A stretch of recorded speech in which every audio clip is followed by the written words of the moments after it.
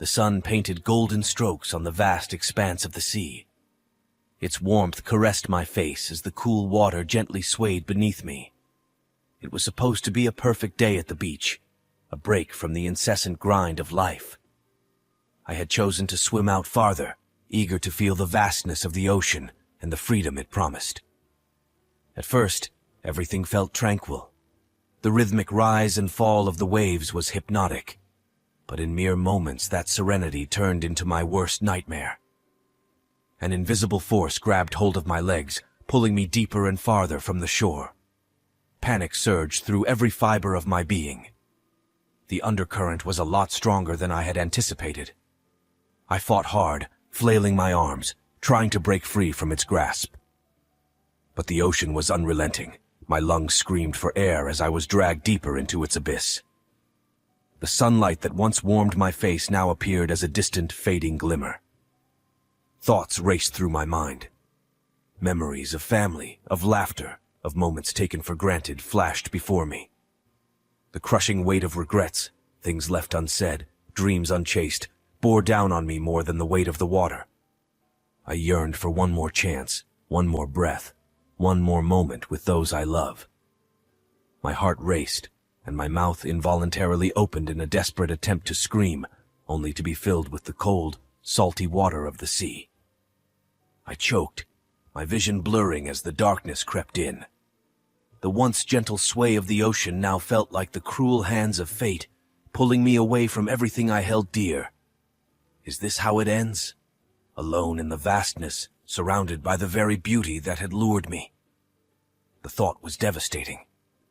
With my dwindling strength, I reached out, hoping against hope that someone, anyone, would grasp my hand and pull me back to the world of the living. The ocean's roar drowned out my silent pleas, its depths threatening to consume my very essence. In those final moments, the fragility of life became painfully clear. The sea, with all its beauty and might, held me in its grip, and all I could wish for was a miracle. My name is John, and this is my story. In the old town square, where each stone seemed to whisper tales from centuries past, a flamboyant tent caught the eye of many, including mine. It was adorned with ancient symbols, dream catchers swaying gently in the breezy. This was the realm of Madame Ivana, a gypsy renowned for her unnerving accuracy in predictions. Intrigued, I stepped inside. The dimly lit space smelled of musky incense. At the tent's heart, surrounded by a sea of scattered tarot cards and an enigmatic crystal ball, sat Madame Ivana, her eyes piercing into my soul. "You seek answers," she said, even before I spoke a word. Humoring her, I nodded. What she said next froze the very marrow in my bones. "Beware the water. It's where your life thread may snap." Laughing it off, I left the tent, thinking it was a generic warning. But in the weeks to come, the prophecy played tricks on my mind. Every puddle on the road, every trickle from the faucet seemed to mock me. One summer, my friends and I decided to explore the coastline of Greece.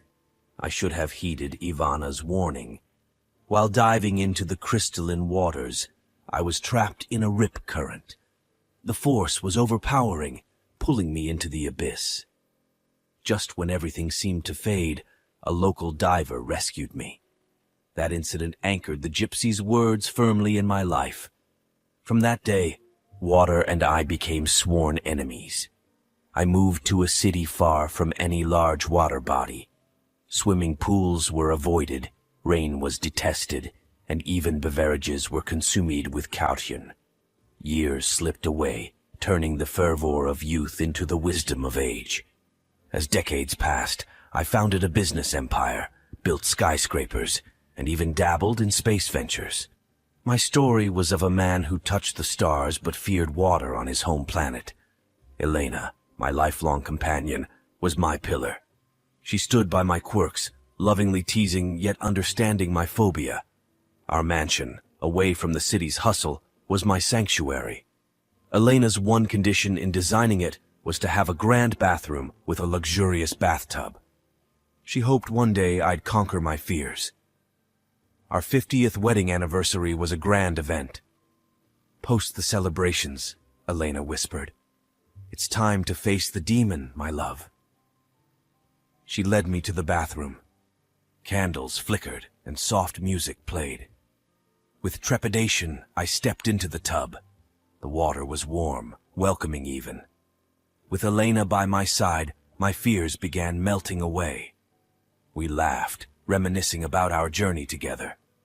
As the night deepened, Elena left to get some wine. My eyelids grew heavy, and soon I drifted into a deep slumber. Unbeknownst to me, as I slept, the water level rose. The taps, old and rusty, had malfunctioned.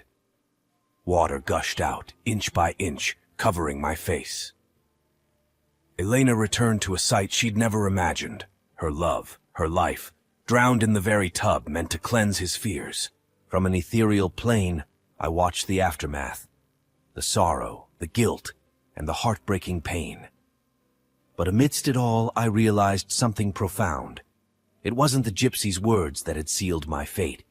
It was my relentless pursuit to avoid it. If I had faced my fear earlier, understood its depths, perhaps destiny would have spun a different tale. Life is unpredictable, filled with twists and turns. Some come as prophecies, while others lurk in our daily choices.